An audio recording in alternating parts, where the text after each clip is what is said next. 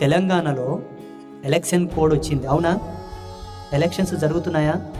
ఇంటి ముందరకు వచ్చి ఎవరైనా ఓటు అడిగితే ఏ పార్టీ వ్యక్తి అయినా సరే, అన్ని పార్టీలు మన దేశంలో ఉన్నాయి, అందరూ మనకు సోదరులే, అన్ని పార్టీలను మనం గౌరవించాలి.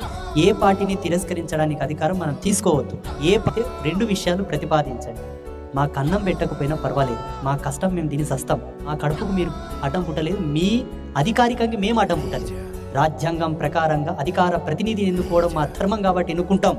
కానీ తల్లిలాంటి నా ధర్మానికి ఏమైనా విఘాతం కలిగితే మాట్లాడడానికి వస్తావా, ప్రశ్నిస్తావా, నిలబడతావా అని అడగాలి.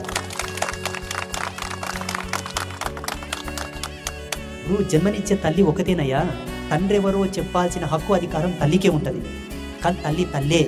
మాతృ జగత్స్థానం స్వరూపం. తల్లి ఒక్కటే. ఇదొక్కటే తల్లి ఉందయ్యా మా రాతలో. భారతదేశమని ఈ దేశమునందు హిందూయిజం అని ఈ తల్లి ఒక్కటే మిగిలింది మాకు.